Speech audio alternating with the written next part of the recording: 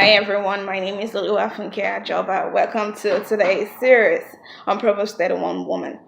I am really grateful for what God is starting to do. I have a couple of people already checking up and asking when the next series is going to be out. We're supposed to have a speaker talk about something new, but I haven't gotten a clear grip on that, and I really apologize for that. I'm just here to give us insights on what we would be seeing through in the month of March. We're going to be studying the Proverbs 31 Woman, the articulated series. Now, for those of us who are not fans of watching videos, we're going to be putting down the series in a poetic form, which would be pretty exciting to read. Right?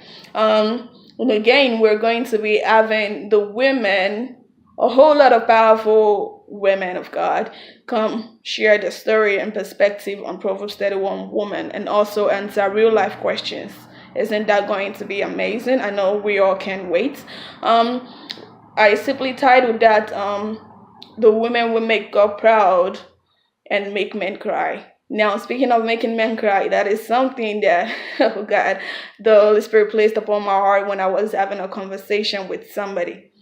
And we're going to be calling the Making Men Proud part our continence. Now, the hour has to do with a man and a woman, the opposite sex, the male and the female, all together. So yes, we're going to be giving insights to some guys on this series, which I am pretty excited about. Also, there is something really amazing that the Holy Spirit has placed upon my heart. We're going to be talking about choosing my choice. Now, some of us might see an error with the English and might think it should be making my choice. Now, here is what you don't know. Everybody is able to make choices. But when we step into the real world, are we able to choose the choice that we made? Confusing, right? Yeah, because we're going to be having a whole lot of oppositions and things against us, and it might just feel like the storm is coming when we're getting close to the choices that we made. And now this is where we will be needing to choose our choice. Are we able to choose our choice?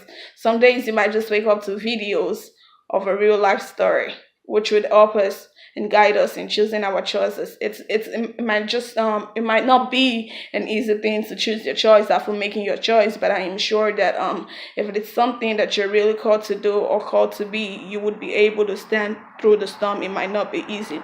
And after that, we would be discussing the generational chains, taking it off. Now, what does it mean to take off generational chains? It means breaking bounds that nobody from your generation has broken, none of your ancestors, none of your people. And now the difference between making a choice is it is something that you want to do, that you feel like you should do. It is something that has to do with you. Now, when you're breaking the generational curse, it is something that has to do with your generation, the struggles that they were not able to put up with. Now, that's like digging out a grave and taking off chains of people. And that could be really hard, but we would be discussing that on the series. And lastly, in the month of March, we would be talking about the me that I know. It's a little bit confusing. What is the me that I know? What does she mean by the me that I know? I am pretty much sure that when we start on the me that I know, you will get insight about yourself. Now, this particularly is going to be directed to young girls. I know that most of the times when things don't work out, they say it is because you're this type of person, you're this type of person. But I want you to know that when things don't work out, it's not you, it is them. It is the fact that they can't keep up with some things. You're beautiful, you're special, you're meant to be treated like such. And so when things fall apart, they shouldn't say to you that it is your fault. Excuse me, I think you should learn how to keep a woman, not to tell me that I am the reason why the things that we had fall apart. So we will be talking about the me that I know. And I think this would be helping us getting insight on our spiritual life and as well as the physical life, to show that we don't have to be dressed in a certain way, that we don't have to conform to the morals of the world to be we. And I am pretty excited for this month of March. I am pretty excited for what God is set to do. I am pretty excited for all the women that would be on the series and the things that they will be sharing. Now, this is something that you don't want to miss. So I ask you to keep up on the series.